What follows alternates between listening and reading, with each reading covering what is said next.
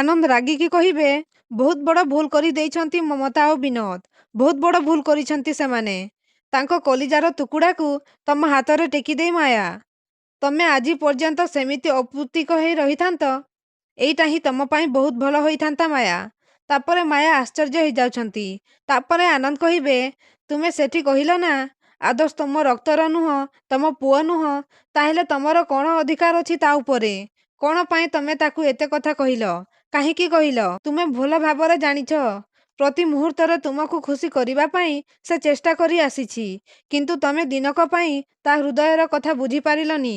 ଆଜି ତୁମେ ତାକୁ ସେ ତମ ରକ୍ତର ନୁହେଁ ବୋଲି କହି ତା ପ୍ରେମ, ମମତା, ବଳିଦାନର ବହୁତ ବଡ଼ ଅପମାନ କଲ ମାୟା। ବହୁତ ବଡ଼ ଅପମାନ କଲ। ତାପରେ ମାୟା କହିବେ, ତମେ କ'ଣ ଭାବୁଛ ମୁଁ ଆଦର୍ଶକୁ ମୋ ପୁଅ ନୁହେଁ ବୋଲି କହି ବହୁତ ଖୁସିରେ ଅଛି? ମୋ ହୃଦୟକୁ କେତେ କଷ୍ଟ ଦଉଛି ସେଇଟା ତମେ କେବେ ବୁଝିବାକୁ ଚେଷ୍ଟା କରିଛ? କେବେ ବି? ପୁଣି କହିବେ, କିନ୍ତୁ ଏଥିରେ ତାର ବି ତ ଭୁଲ ଅଛି ନା ଆନନ୍ଦ? କାହିଁକି ସେ ବାରମ୍ବାର ମୋ କଥା ମାନୁନି? କାହିଁକି ସେ ପଲ୍ଲବୀ କଥା ସବୁବେଳେ ଶୁଣୁଛି? ମୁଁ ବି ଆଦର୍ଶର ମା। ମୁଁ କେବେ କ'ଣ ତାର ଅମଙ୍ଗଳ ଚିନ୍ତା କରିବି, ଅଭଲ କହିବି? ତ କାହିଁକି ସେ ମୋତେ ମାର ମର୍ଯ୍ୟାଦା ଦଉନି? କାହିଁକି? ତାପରେ ଆନନ୍ଦ କହିବେ, ମାୟା ତମେ କି ବେକାର କଥା କହୁଛ? ତା ଜନ୍ମ କଲା ମା ମମତା ସାମ୍ନାରେ ଥିଲେ ମଧ୍ୟ ସେ ତମ କଥା ଶୁଣେ, ତମକୁ ଇମ୍ପୋର୍ଟାନ୍ସ ଦିଏ। ଏମିତିକି ତମକୁ ଖୁସି କରିବା ପାଇଁ ପଲ୍ଲବୀକୁ ଡିଭୋର୍ସ ଦେଇ ଦୁଷ୍ଟାକୁ ସେ ବାହା ହେଇଥିଲା। ତମେ ସବୁଥର ଯାହା ବି କହୁଛ ସେ ତମ କଥା ରଖିଛି।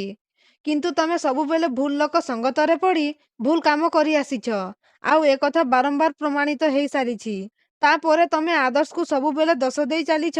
କାହିଁକି ମାୟା? କାହିଁକି? ତାପରେ ରୁବି ଆସି କହିବେ, କାହିଁକି ନା ସେ ମାୟା କଥାରେ ପରିଚାଳିତ ନୁହେଁ, ପଲ୍ଲବୀ କଥାରେ ଚାଲୁଛି। ତମେ ଯାହା କଲେ ବି ସତ କେବେ ବଦଳି ଯିବନି ଆନନ୍ଦ। ଆଦର୍ଶ ଶେଷରେ ଗୋଟେ ବେଇମାନ ହେଇ ବାହାରିବ। ଏଇଟା ହିଁ ପ୍ରକୃତ ସତ।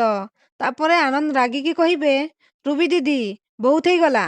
ବହୁତ କହିଲେଣି ଆପଣ। ଏବେ ଆଦର୍ଶ ନାଁରେ ଆପଣଙ୍କ ମୁହଁରୁ ଗୋଟେ ଶବ୍ଦ ବି ଶୁଣିବାକୁ ଚାହୁଁନି ଆଉ। ପୁଣି କହିବେ, ଏଣ୍ଡ ଆଇ ଆମ୍ ସକ୍ଡ ରେ ମାୟା।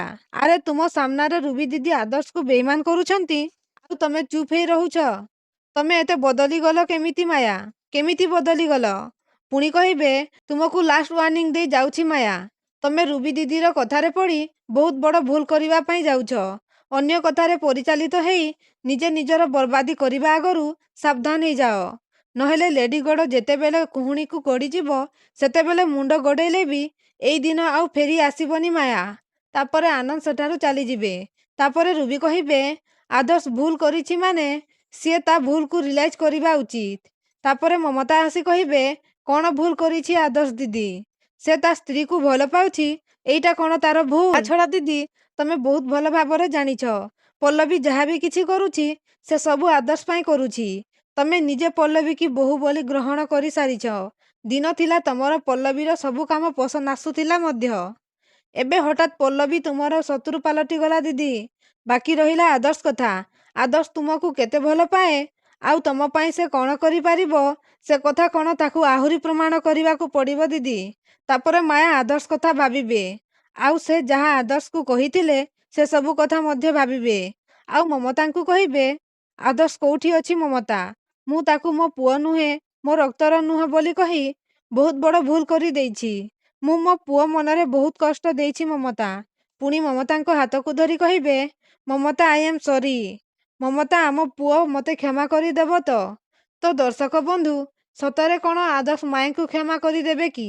ଯଦି ହଁ ତାହେଲେ ଆମକୁ କମେଣ୍ଟ ମାଧ୍ୟମରେ ନିଶ୍ଚୟ ଜଣାନ୍ତୁ।